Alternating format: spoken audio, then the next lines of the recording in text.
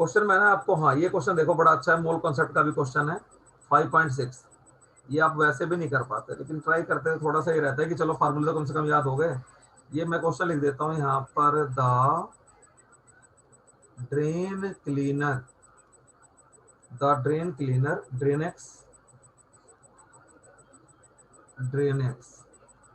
contains small bits of aluminum, contains small bit of aluminium, contains small bits of aluminum which react with caustic soda, which react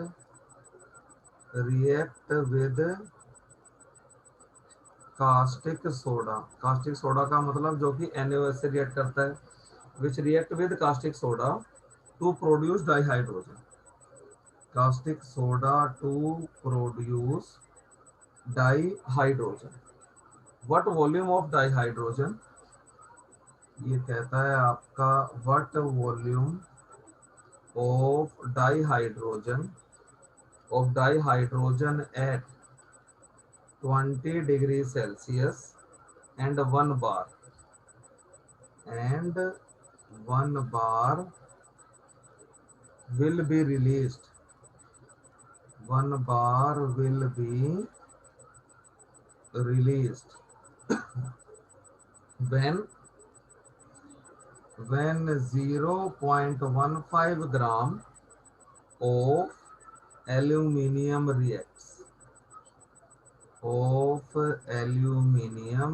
reacts, यानी कि ये कहता है ड्रेनेक्स जो बाजार में आता है आपका ड्रेनेक्स, उसके अंदर एल्युमिनियम की बिट्स होती है, छोटा छोटा पाउडर फॉर्म में एल्युमिनियम होता है आपका, जो कि कास्टिक सोडा से रिएक्ट करता है और क्या रिलीज करता है, हाइड्रोजन रिलीज करता है।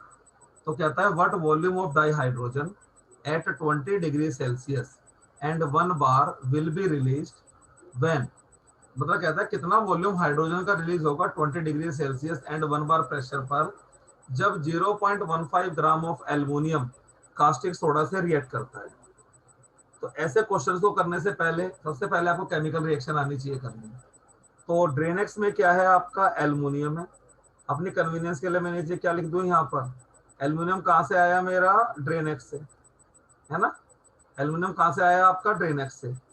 अब एल्युमिनियम में डाल दिया कास्टिक सोडा सर एक मिनट, NaOH। हाँ बोलो।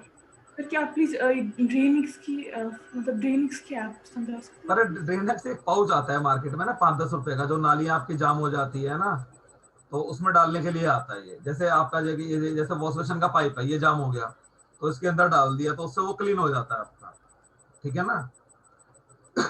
तो इस अच्छा ड्रेनेक्स में कहता है कि एल्युमिनियम भरा होता है इसके अंदर, एल्युमिनियम और NaOH का मिक्सचर होता है इसके अंदर आपका, ठीक है। समझ गए ड्रेनेक्स को अब क्या है। तो मेनली उसके अंदर एल्युमिनियम प्लस NaOH है। अब एल्युमिनियम भी सॉलिड होता है, NaOH भी सॉलिड होता है, तो रिएक्शन तो होगी नहीं इनके बीच में। इसके लिए हमें क्या डालना पड़ेगा, इसके अंदर वाटर डालना पड़ेगा। अब जरा ध्यान दो आप, रिएक्शन कैसे बनेगी। NaOH क्या देता है आपको, Na प्लस OH माइनस, ये देगा ना वाटर डालने के बाद, है ना। तो क्या होता है जब ट्वाइस ऑफ OH आपस में रिएक्ट करेगा तो ये बना के देगा H2 प्लस में O। तो जब एल्युमिनियम ऑक्सीडाइज होगा तो Al2O3 बनाएगा, और सोडियम ऑक्सीडाइज होगा तो Na2O बनाएगा। अब सोडियम का ऑक्साइड तो है बेसिक, और एल्युमिनियम का ऑक्साइड क्या है, एम्फोटेरिक। तो ये दोनों आपस में रिएक्ट कर जाएंगे और रिएक्ट करके क्या बनाएगा, NaAlO2 ट्वाइस। देख लो आप, ये बनेगा ना सोडियम मेटा एल्यूमिनेट। समझ में आई रिएक्शन आपको ये वाली, यस सर। है ना। ये एल्युमिनियम का ऑक्साइड एम्फोटेरिक होता है और सोडियम का ऑक्साइड क्या होता है, बेसिक होता है, ठीक है। और ये बन गया यहाँ से NaAlO2, और ऑक्सीजन और हाइड्रोजन कितना फ्री हो गया आपका, हाइड्रोजन हो गया यहाँ से 3/2 H2। देखो क्लियर हुई रिएक्शन। अब ये समझ में आ गई रिएक्शन, है ना। Yes sir. तो अगर मैं स्टोइचियोमेट्री देखूं इस रिएक्शन की, तो अगर मैं 1 मोल Al यूज कर रहा हूं, अगर 1 मोल एल्युमिनियम मेरा यूज हो रहा है, तो हाइड्रोजन कितना रिलीज हो रहा है भाई, 1.5 मोल्स ना। देखो, ओके। है ना। अच्छा हाइड्रोजन गैस है, तो इसका वॉल्यूम लिख दूं मैं यहाँ पर, वॉल्यूम लिख दूंगा मैं यहाँ पर। तो वॉल्यूम क्या हो जाएगा इसका 1.5 इंटू 22.4 लीटर, नहीं यही होगा ना 1.5 मोल का वॉल्यूम, 1 मोल का ओके, वॉल्यूम तो 22.4 लीटर होता है। तो ये रिलेशन आ गया, लेकिन इसमें देखो एक एक पंगा क्या मिनट है। सर, प्लीज एक बोलो। Minute sir.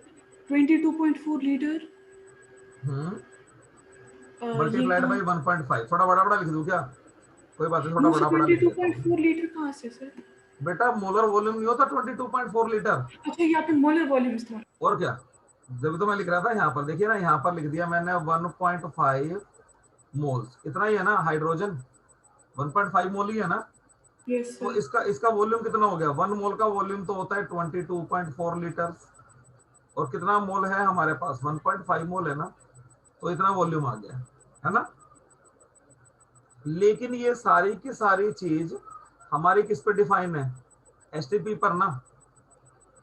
जो पूरा का पूरा आपका मोल कंसेप्ट है वो किस पे डिफाइंड है, एसटीपी पर, है ना। लेकिन हमसे वॉल्यूम कब पूछ रहा है वो, ओके, हमसे वॉल्यूम कब पूछ रहा है, जब टेम्परेचर कितना हो गया आपका 20 डिग्री सेल्सियस हो गया। तो एसटीपी कंडीशन पर हमारा जो टेम्परेचर होता है वो कितना होता है एसटीपी पर, 0 डिग्री सेल्सियस होता है ना, 0 degree Celsius and 1 bar pressure, ये कंडीशन है ना हमारी एसटीपी की। यस लेकिन जो सर। रिएक्शन कंडीशंस है, मैं लिख दूं 20, यहाँ पर 20, reaction yes. Condition, reaction conditions हैं, वो दे रखा है टेम्परेचर इसने कर दिया 20 डिग्री सेल्सियस और प्रेशर कर दिया 1 बार। तो हमें जो भी वॉल्यूम आएगा हाइड्रोजन का, उसको हमें रिएक्शन कंडीशंस पे कन्वर्ट करना पड़ेगा। तो पहले निकालते हैं यहाँ से, तो मैं लिख दूं by stoichiometry of above reaction we know, मैं लिखता हूं यहाँ पर by stoichiometry of above reaction we know, हमें क्या पता लग रहा है कि 1 mole of aluminium produces 1.5 mole of hydrogen, है ना। तो यहाँ पर हो गया आपका 1 mole of aluminium, 1 mole of aluminium produces 1.5 mole of dihydrogen. यहाँ तक ठीक है, रिएक्शन की स्टोइकियोमेट्री से लिख दिया मैंने ये, है ना। अब 1 मोल एल्यूमिनियम की जगह मैं उसका मास लिख दूं, तो 1 मोल एल्यूमिनियम का मास होता है 27 ग्राम, मैं यहाँ पर और लिख दूं, और 27 ग्राम ऑफ एल्यूमिनियम प्रोड्यूसेस, और 1.5 मोल का मैंने क्या लिख दिया, वॉल्यूम लिख दिया, 4 लीटर्स ऑफ डाइहाइड्रोजन, है ना। तो 1 ग्राम ऑफ एल्यूमिनियम कितना प्रोड्यूस करेगा, 1 gram of aluminium, 1 gram of aluminium produces, ये हो गया 1.5 इंटू 22.4 लीटर और डिवाइडेड बाई 27, यही हो गया ना। यहाँ तक समझ में आ गया आपको। मैं कैलकुलेट करती हूँ। ठीक है ना भाई, 1 मोल एल्यूमिनियम इतना दे रहा है, ये तो रिएक्शन से पता लग गया हमें। 1 मोल एल्यूमिनियम का मतलब कितना है, 27 ग्राम ऑफ एल्यूमिनियम, है ना। मोलर मास तो यही होता है एल्यूमिनियम का। तो 27 के लिए इतना है आपका ये, तो 1 ग्राम के लिए कितना हो जाएगा, डिवाइडेड बाई 27, ठीक है। Yes sir. अच्छा, अब हमारे पास एल्यूमिनियम देखो जरा, क्वेश्चन में कितना बोल रहा था वो, कि 0.15 ग्राम एल्यूमिनियम आपका रिएक्ट किया है, बोल रहा है ना, 0.15 ग्राम ऑफ एल्यूमिनियम, इतना एल्यूमिनियम ने, इतना एल्यूमिनियम रिएक्ट हुआ है।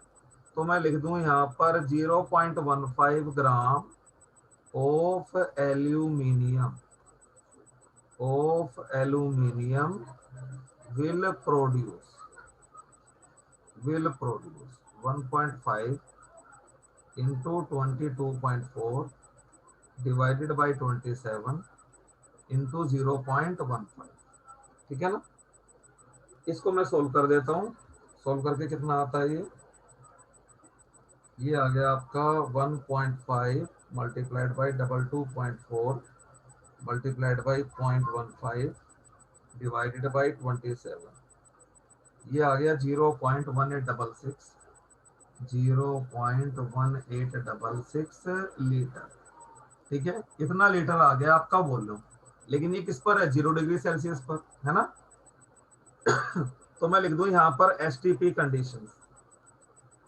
एसटीपी कंडीशन में P1 कितना है 1 बार, T1 कितना होता है 273 केल्विन, है ना, T1 और V1 कितना आया है हमारा 0.1866।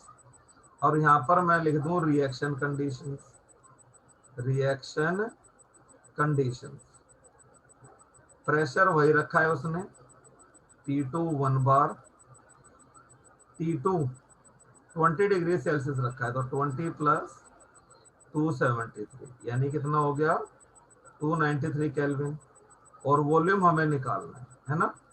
तो मैं कंबाइंड गैस लॉ यहाँ पर लगा दूं, तो उससे क्या हो जाता है आपका P2V2 upon T2 is equal to P1V1 upon T1। ठीक है,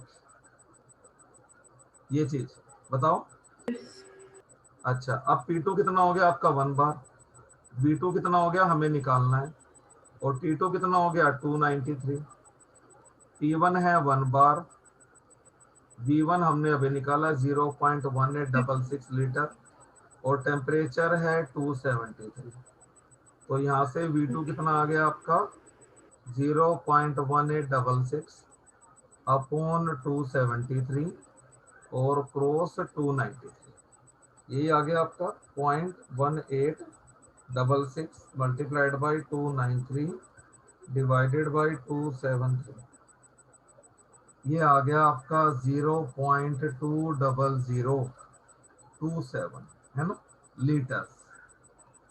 लीटर्स, और मन करे तो मैं इसको ml में लिख दूं, यानी कि क्या हो गया ये 200.27 ml। ठीक है, समझ आ गया क्वेश्चन आपको। ये मोल कॉन्सेप्ट लगा मेरा एसटीपी पर, फिर एसटीपी पर जो वॉल्यूम आया उसको मैंने कंबाइंड गैस लॉ से किसमें बदल दिया, रिएक्शन कंडीशंस पे। अगला एक क्वेश्चन मिनट आता है फिर से इसके। ऊपर जा सकते हैं? हाँ हाँ बिल्कुल, ये लो। Yes sir. देखो यहीं से सोल्व किया है सारा का सारा, इतना समझाने के लिए था ये सारा का सारा क्वेश्चन हमने यहाँ से यस शुरू सर। किया। ठीक है, देखना, फिर वीडियो रिकॉर्डेड है, सर फिर से देखना इसको, ठीक है ना, समझ में आएगा सारा का ओके सारा। ठीक। ठीक है ना।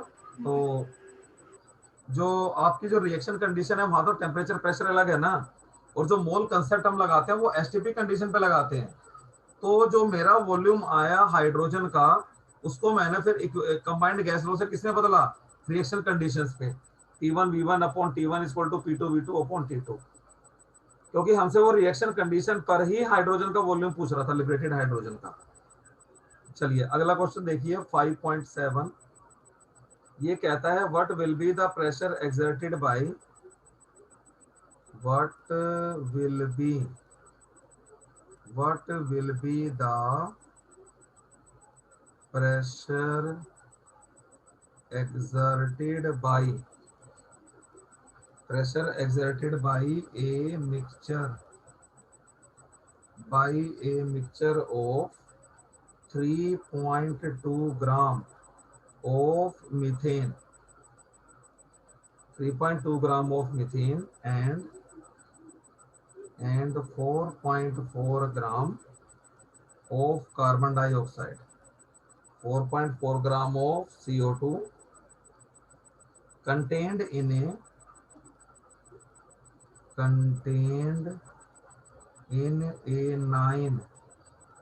9 decimeter cube flask, 9 decimeter cube flask at 27 degree Celsius. ठीक है ना, 27 डिग्री सेल्सियस। तो ये कह रहा है what will be the pressure exerted by, कि मिक्सचर के अंदर, वेसल के अंदर आपकी दो गैसेस भर दी गई हैं, CH4 और CO2, ये आपस में रिएक्ट नहीं करती, तो P टोटल क्या हो जाएगा मेरा, P total will be pressure due to CO2 plus partial pressure of CH4, है ना। ये काम हमें यहाँ पर करना है। और अच्छा, अब हमें कंडीशंस दे रखी है यहाँ पर, देखिए मैं लिखता हूँ, मास ऑफ मीथेन, ये इंफॉर्मेशन दे रखी है हमें 3.2 ग्राम। ऐसे ही मास ऑफ CO2, ये कितना दे रखा है हमें 4.4 ग्राम। वॉल्यूम, दोनों को एक ही कंटेनर में रखा गया है, दोनों को सेम कंटेनर में रखा है, तो V इक्वल टू कितना हो गया आपका 9 डेसीमीटर क्यूब, या इसी को लिख दो आप 9 लीटर। लीटर और डेसीमीटर क्यूब में कुछ भी फर्क नहीं है, सेम चीजें हैं आपकी, लीटर लिखो या डेसीमीटर क्यूब लिखो। और टेम्परेचर कितना है 27 डिग्री सेल्सियस, इसको मैंने लिख दिया 273 प्लस 27 कितना 300 केल्विन, है ना। अब मैं डाल्टन का अगर लो लगा दूं तो डाल्टन क्या कहता है जी, P total equal to partial pressure of CH4 plus partial pressure of CO2। दोनों के प्रेशर को मुझे जोड़ देना है। और देखो हमें इक्वेशन क्या पता है, PV इक्वल टू क्या होता है nRT होता है ना। तो PVN क्या होता है मेरा, given mass upon molar mass RT, यही होता है ना। अब जो वॉल्यूम है मेरा वो दोनों दोनों गैस के लिए सेम है ना, मोलर मास अलग अलग है। तो यहाँ से क्या हो गया, P इक्वल टू हो गया WRT अपॉन MV, यही हुआ ना, WRT अपॉन MV प्रेशर, है ना। तो यहाँ पर लिख दूं मैं प्रेशर ऑफ CH4, ये हो गया mass of CH4 upon molar mass of CH4, और नीचे V आएगा और ऊपर क्या आएगा RT। ऐसे ही प्रेशर ऑफ CO2 क्या हो जाएगा, mass of CO2 upon molar mass of CO2 into RT upon V। Clear है यहाँ तक, बताओ सॉरी सर। बेटा, ये वाली बात समझ में आई आपको हाँ सर, मुझे समझ आया। दोनों के लिए? आपने अच्छा अच्छा, आर टी ठीक है ठीक आर है। टी वी वहाँ हाँ पे जी हाँ जी, मल्टीप्लाई किया उनको। चलिए ठीक है। तो RT अपॉन V मैंने कॉमन निकाल लिया, तो अंदर क्या बच गया, mass of CH4 divided by molar mass of CH4 plus mass of CO2 divided by molar mass of CO2। बंद कर दिया इसको, R की वैल्यू रख दी 0.0831, ठीक है ना। और टेम्परेचर कितना हो सर गया एक आपका सवाल। 300 केल्विन, वॉल्यूम कितना हो गया 9 लीटर, ठीक है। RT और V यस की सर। वैल्यू रख दी मैंने सर यहाँ पर। हाँ बोलो बोलो। Okay sir. सर अगर अच्छा, हम ऊपर वाली इक्वेशन में ये वैल्यू डालते हैं वो आसान नहीं हो जाता? कौन से, आपको अलग अलग निकालना पड़ता है ना यहाँ से ना। तो बेटा आपको प्रेशर तो ऐसे निकालते हैं ना, आप इंडिविजुअली दोनों का निकालते फिर ऐड करते हैं उनको, तो दो जगह सोल्व करना पड़ता है ना ओके आपको, सर। अब एक ही जगह सोल्व करना पड़ रहा है खाली। आप ये कह रहे हो ना कि पहले मैं PCH4 निकाल लूं फिर PCO2 दोनों को ऐड कर दूं, बिल्कुल वैसे भी कर लो, लेकिन उससे टाइम लगेगा आपको, ओके। समझे। तो इसमें एक ही बार में हो गया आपका ये। अब CH4 का मास कितना है 33.2, और मोलर मास कितना है इसका 12 प्लस 4 16, प्लस CO2 का मास है 4.4, और मोलर मास होता है इसका 44। बस हो गया, ये सोल्व होकर डायरेक्टली आंसर भी आ गया आपका सीधा। ये हो गया 0.0831 क्रॉस 300 डिवाइडेड बाई 9, ये आ गया आपका 0.2, और प्लस में ये कितना आ गया आपका 0.1,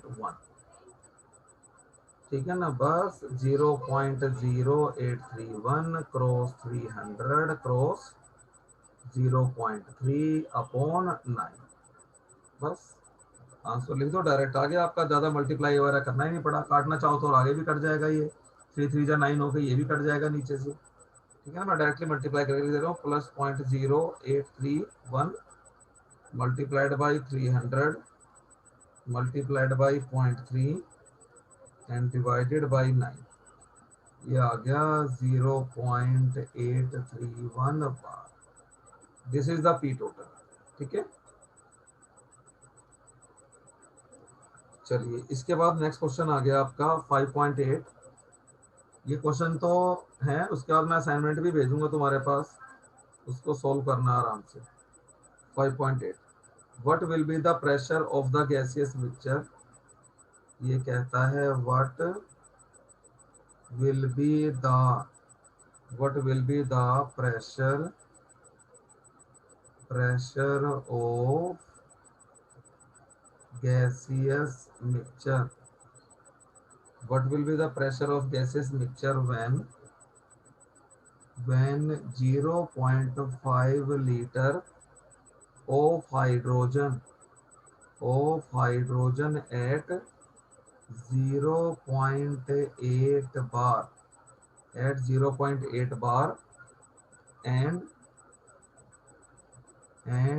2 liter of dioxygen 2 liter of dioxygen at 0.7 bar are introduced are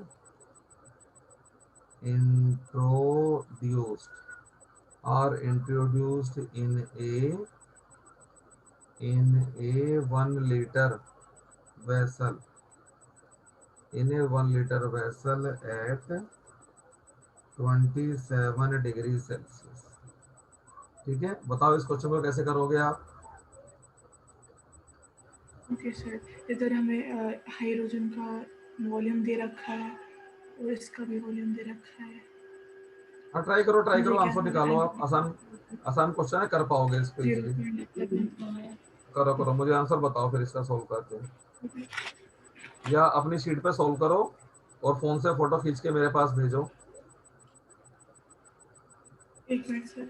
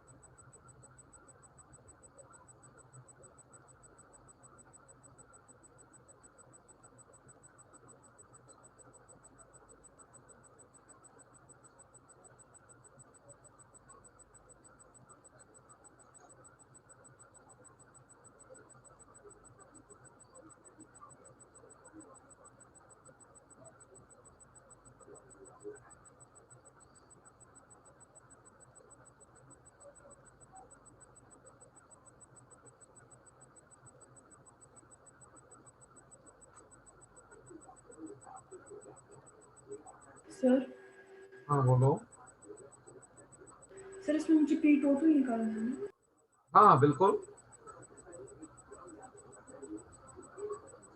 so sir मैं 0.8 प्लस 0.7 ही कर सकती हूँ? 0. ऐसे क्यों करोगे बेटा? देखो जरा ध्यान से, हाइड्रोजन था 0.5 लीटर जिसका प्रेशर था 0.8 बार। इसको मैंने उठाकर किस में डाल दिया? एक नई वेसल में डाल दिया जिसका वॉल्यूम कितना है? 1 लीटर। समझ रहे हो? हाइड्रोजन का मैंने वॉल्यूम बदल दिया ना, तो प्रेशर भी तो बदल जाएगा। आप 0.8 क्यों ले लोगे? पढ़ो क्वेश्चन को ध्यान से। हाइड्रोजन था मेरा 0.5 लीटर और प्रेशर था 0.8 बार। इसको उठाकर मैंने किस में डाल दिया? 1 लीटर के वेसल। तो प्रेशर बदल जाएगा ना या नहीं? बदलेगा ना प्रेशर, है ना? तो फिर तो पहले इसके लिए आप नया प्रेशर निकालोगे हाइड्रोजन का, तो यहाँ पर क्या लिख दोगे आप? मैं लिख दूं यहाँ पर फॉर हाइड्रोजन गैस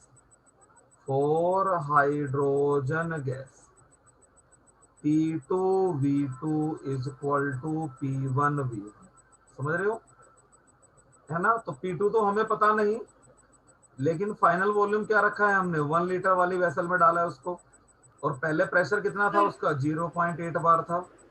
और वॉल्यूम कितना था? 0.5 लीटर। हाँ बोलो।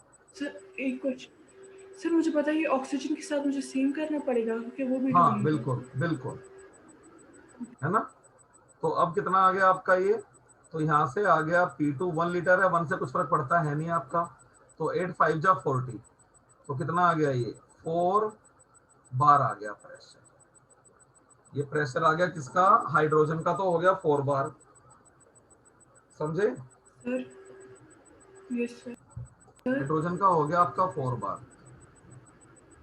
सर लेकिन अगर हमने इन दोनों को 1 लीटर किया और फिर 1 लीटर के वेसल में डाला, वो कैसे हो सकता है 1 लीटर के वेसल में? तो बेटा अगर O2 और अच्छा अच्छा H2 दोनों अच्छा, वन। क्यों नहीं हो सकता आपका, ये बात बताओ जरा मुझे, क्या कहते हैं आपका जो आपने छोटे वाला गैस सिलेंडर देखा है, छोटे वाला जो गैस सिलेंडर होता है ना, जो दुकानों पे चाय वाय की हाँ दुकानों पे सर। लोग रख के बैठे रहते हैं ना, और एक जो घर में आता है एलपीजी का, वो बड़े वाला होता है। तो छोटे वाले सिलेंडर में फिलिंग कहाँ से करते हैं, कंपनी तो भर के नहीं देती है ना, वो खुद ही फिलिंग करते हैं ना उसकी। बड़े वाले सिलेंडर से वो 4 छोटे छोटे सिलेंडर भर देते हैं, है ना। तो उसके अंदर जो ब्यूटेन है, उसको हमने किस में कर दिया, छोटे सिलेंडर में भर दिया ना, तो वॉल्यूम चेंज नहीं कर दिया हमने, तो प्रेशर ओ बदलेगा अच्छा नहीं फिर। ठीक है। जब आप वॉल्यूम बदलोगे यस तो सर। प्रेशर भी तो बदलेगा ना आपका। तो क्योंकि हाइड्रोजन को यस हमने 0.5 लीटर वॉल्यूम था हाइड्रोजन का, उस हाइड्रोजन को हमने ट्रांसफर कर दिया नई वेसल में जिसका वॉल्यूम 1 लीटर है। तो हाइड्रोजन का प्रेशर अब 0.8 बार थोड़ा रहेगा आपका, आपने वॉल्यूम बदल दिया तो प्रेशर भी तो बदलेगा फिर, ओके सर। समझे। तो बेटा ये आ गया 0.4 यस। बार, है ना। एक मिनट, इसको तो 0.4 ना, मुझे ये आ क्वेश्चन गया समझ आया सर, थैंक यू सर। 0.4 बार। चलो अब ये तो मैंने कर ही दिया, अब यहीं पर ऑक्सीजन के लिए कर लो, अगला क्वेश्चन करना अब तुम। चलो तो मैं लिख दूं 4O2 गैस, इसके लिए भी ऐसा ही होगा, P2V2 इक्वल टू P1V1। तो P2 फाइनल वॉल्यूम 1 लीटर ही हो गया है आपका, और P1 कितना था आपका, P1 था इसका 0.7 बार, 0.7 बार, और V1 कितना था, टू यस। लीटर है ना। तो ये आ गया आपका 1.4। प्रेशर, बिल्कुल 1.4 बार। तो बस आप आपने यहाँ पी टोटल लिख दिया आपने यहाँ पर, है ना। मैं लिख दूं पी टोटल कितना हो गया, 0.4 प्लस 1.4, यानी कि ये हो गया 1.8 बार, ठीक है। चलिए इससे आगे चलते हैं अब ये क्वेश्चन करो। और हाँ 5.9, ये सारे अच्छे क्वेश्चन हैं एनसीईआरटी में भी ना इस चैप्टर में। 5.9 ये कहता है the density of A gas, ये कहता है density of A gas, density of A gas is found to be, the density of a gas is found to be 5.46 ग्राम पर सेंटीमीटर क्यूब। सेंटीमीटर क्यूब का मतलब ml ही होता है। At 27 degree Celsius, at 27 degree Celsius, at and 2 bar pressure, and 2 bar pressure, यानी कि एक gas की डेंसिटी 5.46 ग्राम पर एमएल है 27 डिग्री सेल्सियस पर 2 बार प्रेशर पे। फिर ये पूछता है आपका what is its density, what is its density at STP, STP पर इसकी डेंसिटी क्या होगी, बताओ।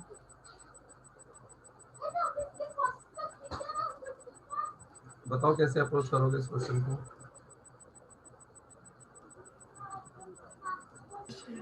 27 डिग्री पे इतना डेंसिटी और इतना प्रेशर है, तो फिर अगर 0 डिग्री सेल्सियस है तो उस पर कितना प्रेशर होगा, सॉरी उस पर कितनी डेंसिटी होगी। तो सर क्या प्रेशर कांस्टेंट नहीं, सर प्रेशर कांस्टेंट नहीं रहेगा। बेटा तो कंडीशन ही बदल गई ना, ये रिएक्शन कंडीशन है, ये एसटीपी यस। कंडीशन है, तो प्रेशर तो बदला ही है आपका। प्रेशर बदलेगा तो डेंसिटी भी बदलेगी आपकी।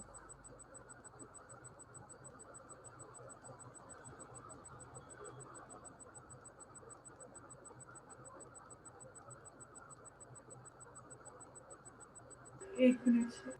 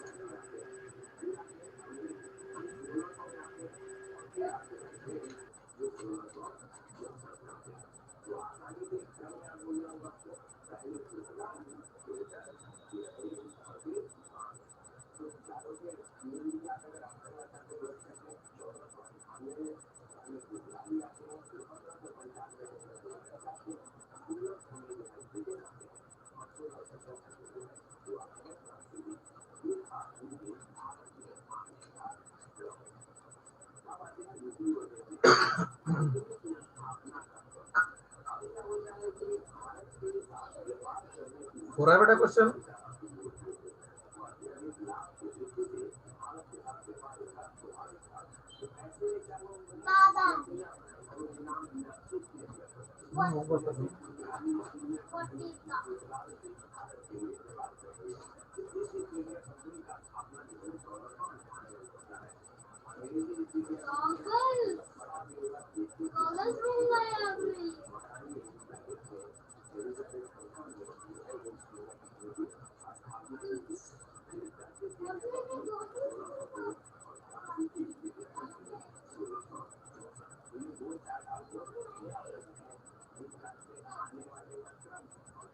सर हाँ बोलो बोलो,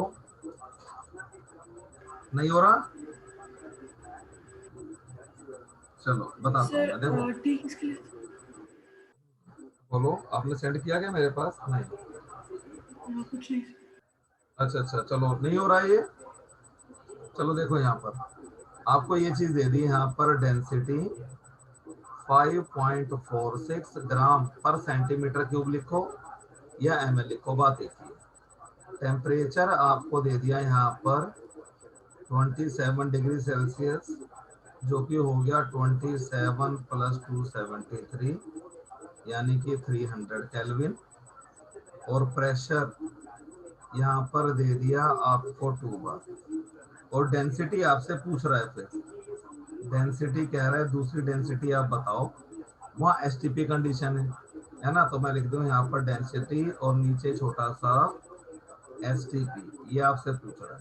तो एसटीपी है तो टेम्परेचर कितना रहेगा आपका 273, प्रेशर कितना रहेगा 1 बार। अब अगर मैं फार्मूला आपको बताऊं तो पीवी इक्वल टू क्या होता है एनआरटी, है ना। तो पीवी इस एन क्या होता है आपका given mass upon molar mass number of mole RT. तो यहाँ से एम को मैं इधर ले आया और ये लिख दिया W by V R T. और डब्ल्यू बाई वी को क्या लिख दूंगा मैं डी, डब्ल्यू बाई वी को ही हम डी बोलते हैं। तो ये क्या आ गया P M is equal to D R T, है ना। तो डी इज इक्वल टू क्या हो गया P M upon R T, ठीक है, ये चीज हो गई आपकी, ठीक है। और तो यहाँ से मैं एक इक्वेशन बना लूँ अपनी, D is equal to P M R T. तो मैं लिख दूं यहाँ पर डेंसिटी इज इक्वल टू, तो डेंसिटी दे रखी है 5.46, यहाँ पर मैं लिख दूं 5.46। प्रेशर दे रखा है हमें कितना, प्रेशर 2 बार। अच्छा मोलर मास में तो कुछ फर्क पड़ेगा नहीं, मोलर मास तो फिक्स ही है, आर फिक्स ही है। और टेम्परेचर कितना रखा हुआ है इसने 300। ये तो हो गई हमारी इक्वेशन 1। ऐसे ही मैं इक्वेशन को एसटीपी पर लिख दूं, तो डेंसिटी प्रेशर हो जाएगा आपका 1 बार, मोलर मास चेंज होगा नहीं, आर होगा नहीं चेंज, और टेम्परेचर हो गया 273। इक्वेशन 2 डिवाइडिंग 2 बाई 1, 2 और 1 को डिवाइड कर दो। तो मैं लिख दूं यहाँ पर डिवाइडिंग इक्वेशन 2 बाई 1। तो ये आ गया डी अपॉन 5.46 और राइट साइड में आ गया आपका, ये आ गया m अपॉन आर क्रॉस 273। और इसको मैं पलट दूं तो ये आ गया r cross 300 divided by 2 cross m। समझ में आया इतना, r से r गया, m से m गया, है ना। तो ये आ गया आपका, और 546 को उधर मल्टीप्लाई कर दो ऊपर। तो डेंसिटी इज इक्वल टू आ गया मेरा d is equal to 300 cross 5.46 divided by 2 into 273। ये भी आपका 546 हो गया आपका, 2 3 जा 6, 2 7 जा 40, 2 जा 415। तो इससे ये हो गया आपका, तो इससे ये कट गया, और अपॉन में क्या कर दिया आपने 100, तो 2 जीरो से ये 2 जीरो कट गई, तो डेंसिटी कितनी आ गई 3 ग्राम पर ml लिख दो या सेंटीमीटर क्यूब लिख दो। ठीक है, ठीक है बेटा, समझ में आ गया ये? बोलो, आ गया ना? देखो मैंने दो इक्वेशन यस बना दी ना, एक फार्मूला बना लिया मैंने, ये d equal to P M upon R T. तो एक बार रिएक्शन कंडीशन पे डेंसिटी लिख दी और एक बार डेंसिटी को मैंने किस पे लिख दिया, एसटीपी कंडीशन पे, फिर दोनों को डिवाइड कर दिया मैंने। सर आपने प्रेशर कैसे 1 बार निकाला सर? बेटा अरे एसटीपी पे प्रेशर 1 बार नहीं होता क्या? ये बोल तो रहा है कि मैं एसटीपी बोल पर रही थी कैलकुलेट करो, ये रहा ना, एसटीपी पर प्रेशर 1 बार नहीं होता। बताओ, एसटीपी कंडीशन यही तो होती है, standard temperature and pressure condition. फिर समझे? मुझे याद नहीं रहा अच्छा अच्छा, बात कोई होती बात नहीं, वो जो मोल कंसेप्ट है ना चैप्टर 1 में, वो एसटीपी पर ही डिफाइन है आपका। तो एसटीपी का मतलब टेम्परेचर 0 डिग्री सेल्सियस या 273 केल्विन और प्रेशर 1 बार। समझे? आप लर्न कर लो इन चीजों को ढंग से अच्छी तरह से, बिकॉज ये आगे आता रहेगा हमेशा ही। चलो इस वाले क्वेश्चन को देखो, अब ये आसान क्वेश्चन है बिल्कुल, आप बताना इसको। 5.10, फिर इसके बाद डिफिकल्ट क्वेश्चन आ रहे हैं 2-3, वो मैं बताऊंगा आपको, इसको ट्राई करना आप। 34.05 ml of phosphorus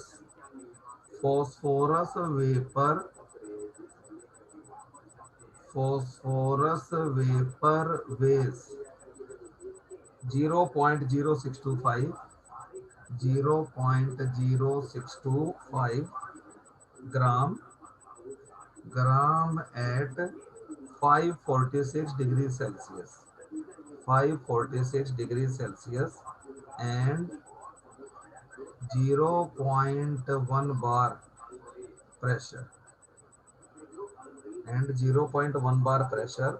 What is the molar mass of phosphorus? ये कहता है what is the molar mass of phosphorus? What is the molar mass of phosphorus? बताओ कैसे करोगे इसको?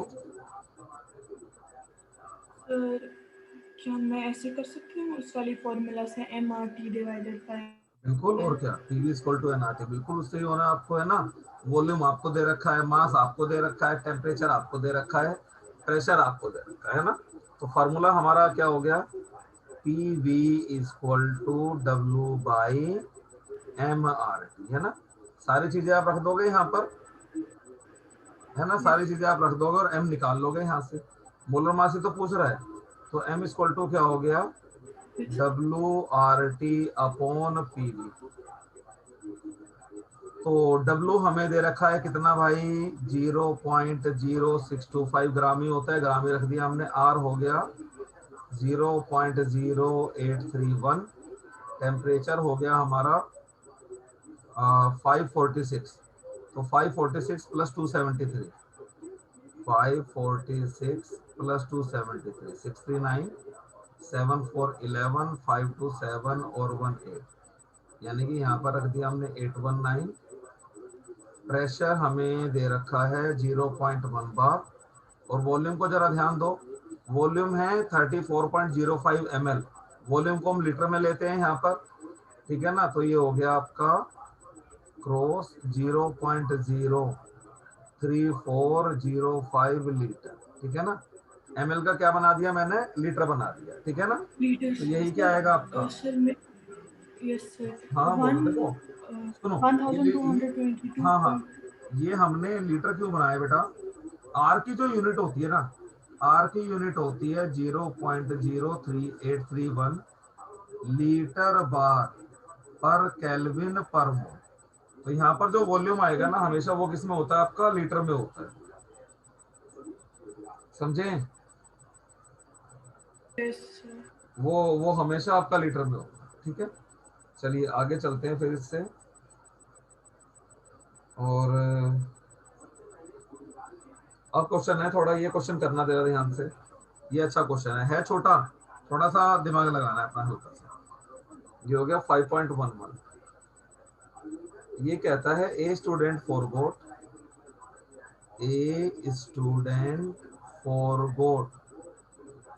forgot to add the reaction mixture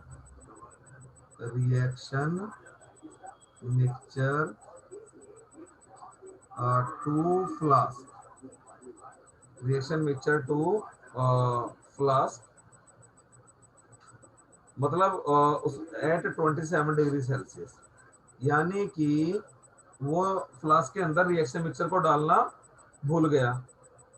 और फिर आता है आपका but he placed the flask, but instead he placed the flask on the flame, flask को किसमें डाल दिया उसने, फ्लेम पे रख दिया, फ्लेम के ऊपर रख दिया।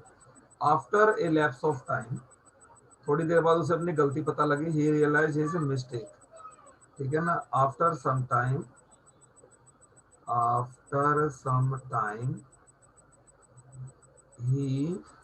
he realized his mistake, he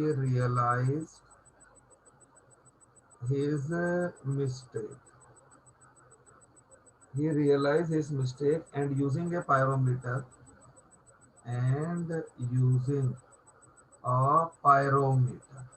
pyrometer क्या होता है, थोड़ा हाई क्वालिटी थर्मोमीटर होता है, हायर रेंज ऑफ थर्मोमीटर को मेजर करने के लिए। he found the temperature of flask the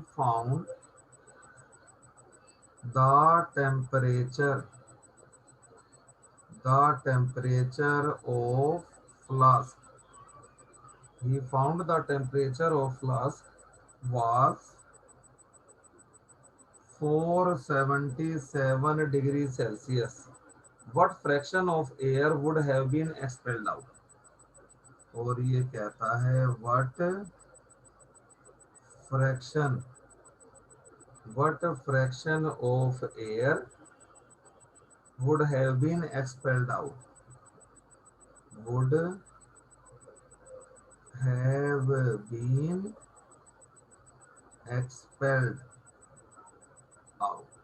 ठीक है ना। जरा समझो इस क्वेश्चन, समझा देता हूँ मैं, फिर आप करना है इसको।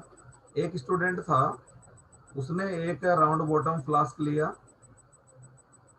ये वाला है ना, और इसको उसने, इसमें इसको कुछ रिएक्शन मिक्सचर डालना था। तो इस फ्लास्क का वॉल्यूम मान लो मैं V लिख देता हूँ, वॉल्यूम V, इस फ्लास्क का वॉल्यूम V था, और अभी टेम्परेचर था 27 डिग्री सेल्सियस। अब इस फ्लास्क को उसने उठाकर किस पर रख दिया, बंसन फ्लेम पे रख दिया, नीचे से है ना, फ्लेम के ऊपर रख दिया उसको। तो इसका टेम्परेचर जो है बढ़कर वो कितना हो गया, 477 डिग्री सेल्सियस, है ना। तो जब आप हीट करोगे तो इसके अंदर की जो एयर होगी वो एक्सपेंड तो होगी ही।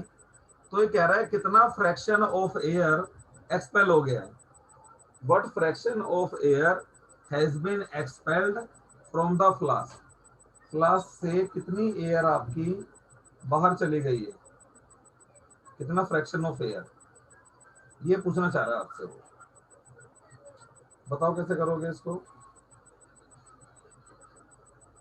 तो कुछ दिया हुआ नहीं है, तो सिर्फ अरे सब दिया हुआ, तो आप वॉल्यूम भी लेके चलो ना बेटा, फ्रैक्शन ही तो पूछ रहा है ना आपसे वो, एग्जैक्ट क्वांटिटी तो आपसे पूछ नहीं रहा। फ्रैक्शन क्या होता है, नया वॉल्यूम वर्सेस पुराना वॉल्यूम, उनका रेशियो तो लेना है खाली।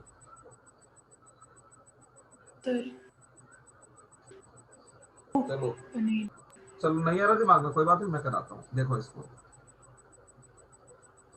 तो पहले यहाँ पर जो टेम्परेचर था मैं लिख दूं यहाँ पर, अच्छा प्रेशर तो कांस्टेंट रहेगा ना, क्योंकि फ्लास्क तो ओपन है, प्रेशर तो 180 में रहने वाला है यहाँ पर, है ना। The pressure will always be 180, है ना। तो प्रेशर में P1 is equal to P2, कितना लिख दूं मैं, 180 m या 1 बार, क्योंकि फ्लास्क तो आपका खुला हुआ है ना, तो सिस्टम ओपन है। अच्छा, टेम्परेचर हो गया आपका T1 27 डिग्री सेल्सियस, जिसको कि मैंने लिख दिया 27 प्लस 273 कितना हो गया 300 केल्विन, है ना। और अब मैं टेम्परेचर लिख दूं यहाँ पर T2, T2 कितना दे रखा है मुझे 477 डिग्री सेल्सियस, यानी कि ये हो गया 477 प्लस 4 टू 600 और 70 और 80 50, तो ये हो गया आपका 750 केल्विन, है ना। टेम्परेचर चेंज करके क्या कर दिया 750 केल्विन। अब जरा ध्यान दो, जो फ्लास्क का वॉल्यूम है वही तो एयर का वॉल्यूम है ना, या नहीं, बोलो। मैं Yes, लिख sir. दूं initial volume, initial volume of air equal to क्या हो जाएगा वॉल्यूम ऑफ फ्लास्क। नहीं, किसी भी गैस का वॉल्यूम क्या होता है, जिस कंटेनर के अंदर वो है वही उस गैस का वॉल्यूम है ना। तो ये मैंने क्या मान लिया वी, है ना, इनिशियल वॉल्यूम वी हो गया आपका। अब जब मैं इसको गर्म करूंगा तो इस एयर का वॉल्यूम चेंज हो जाएगा ना आपका, तो V2 में क्या लिख दूं, V2 हो गया फाइनल वॉल्यूम ऑफ एयर। यह समझ में आई आपको। फ्लास्क को जब आप गर्म करोगे तो एयर एक्सपेंड होगी ना उसकी, या नहीं, Yes, sir. तो एयर का वॉल्यूम तो बढ़ जाएगा आपका। Okay, sir. तो अब मैं यहाँ पर लगा देता हूँ आपका चार्ल्स लो। चार्ल्स लो क्या कहता है आपका V1 upon T1 is equal to V2 upon T2। तो फाइनल वॉल्यूम क्या हो गया V2 is equal to V into T2 upon T1। तो इनिशियल वॉल्यूम तो हमने V ही रखा है, और T2 हो गया आपका 750 और T1 हो गया आपका 300, तो इससे ये कट गया। और 30 डिवाइडेड बाई 75, वो करके देख लेता हूँ इसको, 75 डिवाइडेड बाई 30 2.5, यानी कि ये आ गया 2.5 वी। यानी कि जो एयर का वॉल्यूम है वो वी से बढ़कर क्या हो गया 2.5 वी, है ना। ये फाइनल वॉल्यूम हो गया आपका एयर का। अब वेसल के अंदर एयर तो वी ही आएगी ना, बाकी एयर तो निकल जाएगी इसमें से, या नहीं, है ना। तो ये जो Yes, 2.5 वी एयर का वॉल्यूम हो गया, इसमें से वी वॉल्यूम किसमें रहेगा फ्लास्क के अंदर, तो बाकी की तो एयर निकल जाएगी ना आपकी। तो मैं लिख दूं यहाँ पर volume of air expelled, expelled from flask. तो एयर का वॉल्यूम कितना है भाई 2.5 वी, और फ्लास्क में कितनी एयर रहेगी, वी वॉल्यूम ही रहेगा ना फ्लास्क में, या नहीं, yes, sir. है ना। तो अब ये कितना आ गया आपका 1.5 वी, यानी कि इतनी एयर क्या हो गई आपकी एक्सपेल हो गई। तो अब क्या निकालना है यहाँ पर fraction of air expelled, fraction fraction of air expelled, है ना। तो अब एयर कितनी एक्सपेल हो गई 1.5 वी, और एयर थी कितनी 2.5 वी, समझ गए। 5 3 जा 15, 5 5 जा 25, यानी कि 3/5 ऑफ एयर क्या हो गई आपकी एक्सपेल हो गई, समझे। मतलब वो बाहर निकल गई. Okay. हाँ हाँ ठीक है ना, बस हमने फाइनल वॉल्यूम निकाल लिया। फाइनल वॉल्यूम आया 2.5 वी, तो 2.5 वी में से वी वॉल्यूम रहेगा एयर का उसके अंदर, तो 1.5 एक्सपेल हो गया, फिर रेशो निकाल दिया हमने यहाँ पर इसका। चलिए इसके बाद अगला क्वेश्चन आता है 5.12। बस अगली क्लास में चैप्टर खत्म करा दूंगा मैं, थोड़ा बहुत तो सिलेबस से कट भी गया है ना, इसलिए चैप्टर छोटा चैप्टर है, जल्दी खत्म हो जाएगा ये। इसके बाद आता है calculate the temperature, calculate the temperature of 4 mole, 4 mole of A gas occupying, 4 mole of a gas occupying 5 decimeter cube at 3.32 bar। बस ये calculate the temperature of 4 mole of A gas occupying 5 decimeter cube at 3.32 bar। बताओ मुझे इसका answer, answer कितना आता है आपका solve करके? फिर temperature of 4 mole of gas occupying इतना इतना एट इतना इतना का उसमें टेम्परेचर निकालना। बिल्कुल, पीवी इक्वल टू एनआरटी से निकाल लोगे ना सीधा ही, है ना? तो चलो ये तो आसान क्वेश्चन है, छोड़ो ये मत करो। Use PV equal to nRT, खाली आपको ये यूज करना है। क्वेश्चन नंबर आ गया 5.14, ये भी मोल कॉन्सेप्ट का क्वेश्चन है। चलो ये बताओ, इसका आंसर बताओ मुझे 5.14 का। मैं लिखता हूँ how much time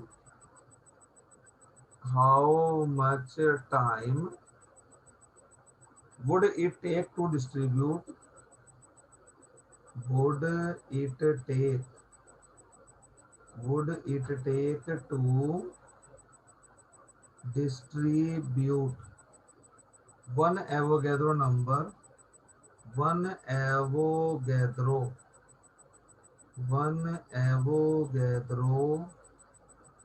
number of wheat grains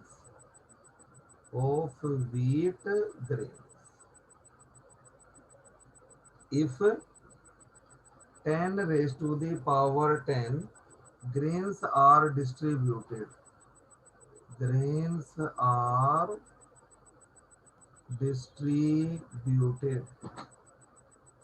each second।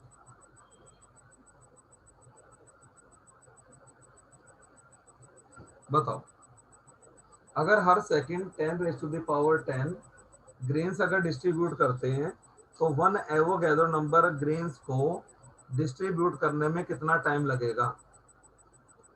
अगर इतने हर सेकंड में इतने इतने ग्रेन्स डिस्ट्रीब्यूट करते हैं तो फिर कुछ Avogadro number of grains divided by 10 raised to power 2। बिल्कुल, है ना? तो पर सेकंड ना तो 6.022 इंटू 10 की पावर 23 upon 10 raise to the power 10 raised 10, है ना? तो ये इतना आ गया आपका टू 6.022 इंटू 10 की पावर 13 क्या सेकंड्स, है ना? ये बहुत ज्यादा टाइम है ये, ठीक है ना? एक सेकंड में इतना, एक सेकंड में 10 की पावर 10 कर रहा है आपका, तो ये टाइम आ जाएगा पूरा का पूरा। चलिए ठीक है, ये भी ऐसा आंसर था। लो आ जाओ 5.15 पे। 5.15 ये कहता है calculate the total pressure, calculate the total calculate the total pressure in A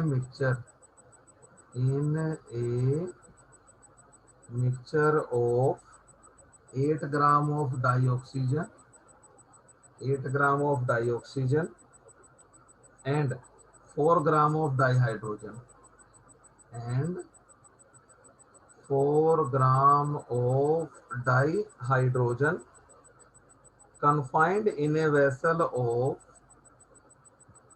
confined in a vessel of 1 decimeter cube 1 decimeter cube at 27 degree Celsius, ठीक है ना? और बस ये दे रखा है आपको, बताओ। PVNRT ये वाली फॉर्मूला। नहीं बेटा, दो गैसेस हैं, एक गैस थोड़ी ना है। एक गैस होता फिर तो आप कर लेते, डाल्टन लॉ से ही करोगे इसको। करो, कैसे करोगे? ऐसा एक क्वेश्चन मैं आपको करा भी चुका हूँ पहले। से प्लस करेंगे और क्या, पहले पीवी इक्वल दोनों टू एन एनआरटी वाले। से आप प्रेशर निकालोगे ऑक्सीजन का, फिर पीवी इक्वल टू एनआरटी से आप प्रेशर किसका निकालोगे? हाइड्रोजन का, है ना? निकाल के टोटल करके बताओ मुझे कितना आ रहा है। हाँ 1 मिनट से मैं निकालती हूँ। हाँ हाँ हाँ, निकालो निकालो। तो क्या मुझे पहले प्लस करना है मतलब दोनों के एंड्स को, या फिर मुझे बाद में निकाल कर प्लस करना है? वो जैसे आपकी मर्जी, जैसे आपकी मर्जी, जैसे आपको आसान लगे वैसे करो।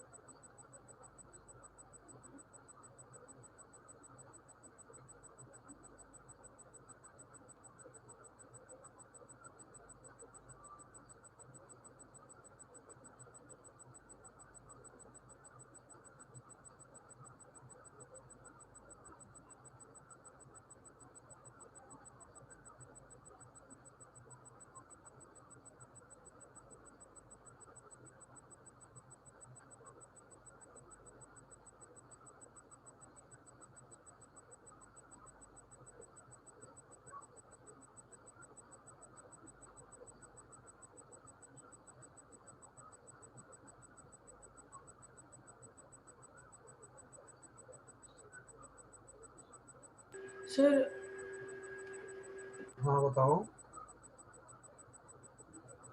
52 सर। 52 टोटल आ गया ना, 52 आपका। Yes sir. 5.15।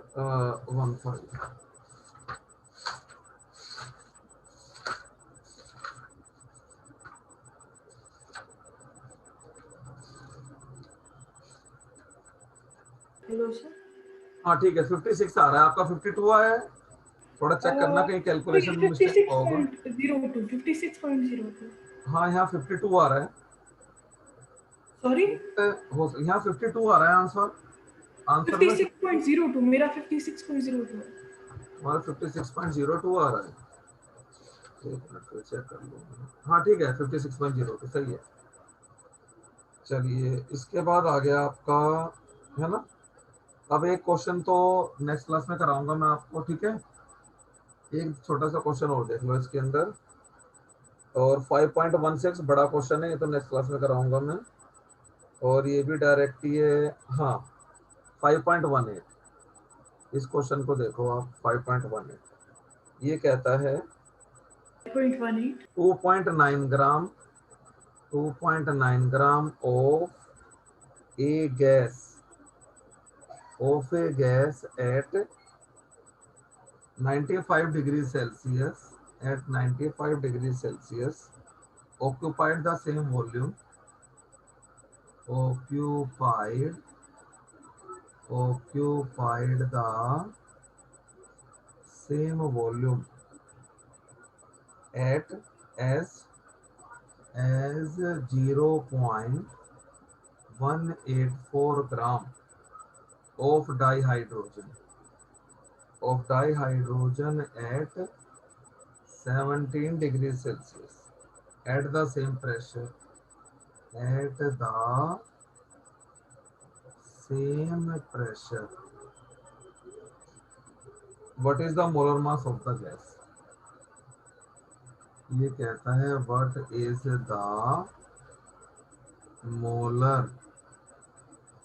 molar mass of the gas?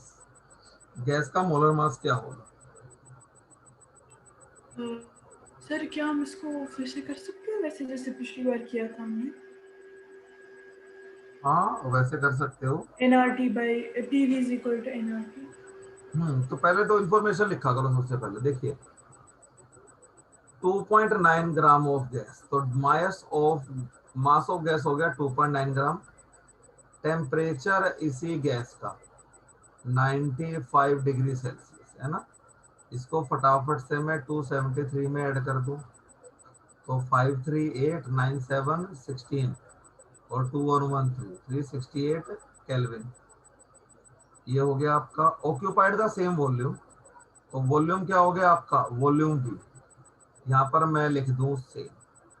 अब यहाँ हाइड्रोजन के लिए लिख दूं मैं, मास ऑफ हाइड्रोजन 0.184 ग्राम और टेम्परेचर ऑफ डाईहाइड्रोजन कितना है? 17 डिग्री सेल्सियस, यानी कि हो गया 273 प्लस 17 और ये कितना हो गया आपका 290 केल्विन, है ना। ये आपका 290 केल्विन हो गया।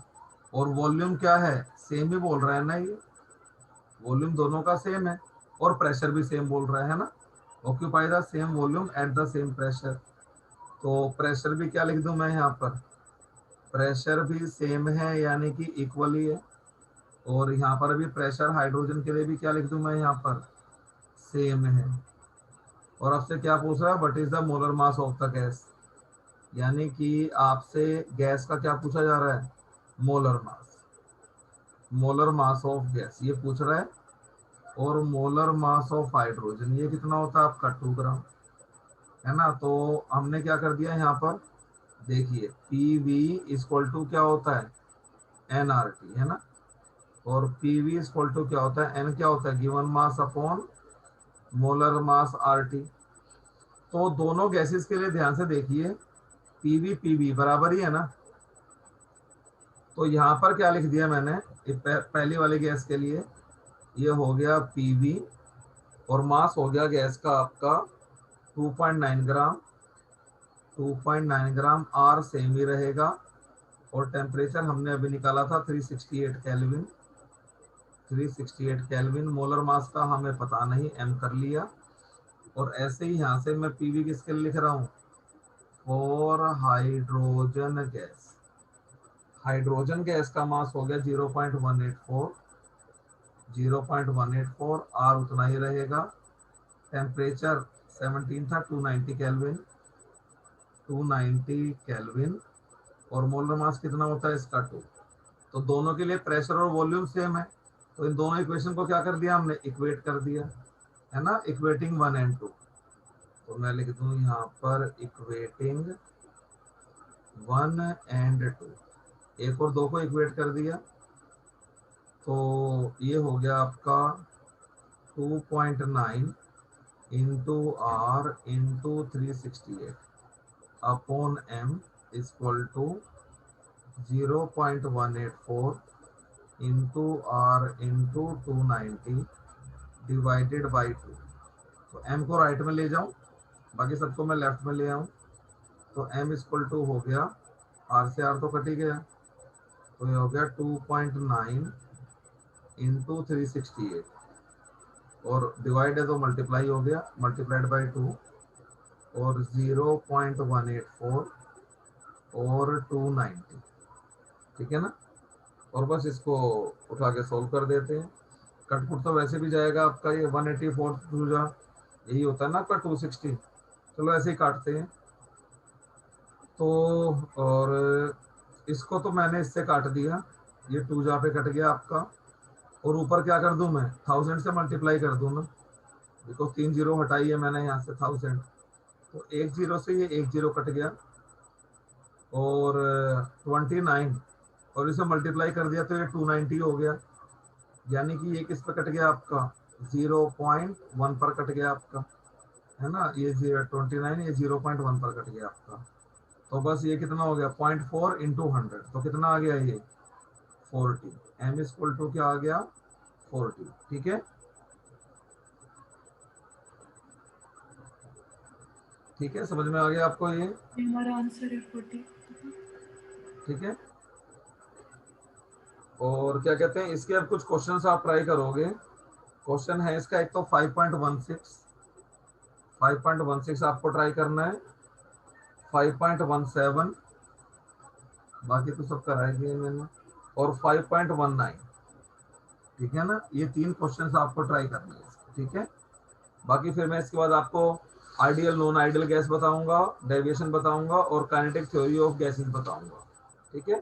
फिर ये चैप्टर खत्म हो जाए, क्योंकि लिक्विड स्टेट तो हटी गया सिलेबस से, क्रिटिकल टेम्परेचर वगैरह भी हटा दिया है इन्होंने। तो होपफुली अगली क्लास में चैप्टर खत्म हो जाएगा आपका ये, ठीक है। और अभी क्या करा रहे हैं स्कूल में वो लोग, सर वो भी इसी जगह पे है। क्या चीज है, अभी अभी आपका चैप्टर कौन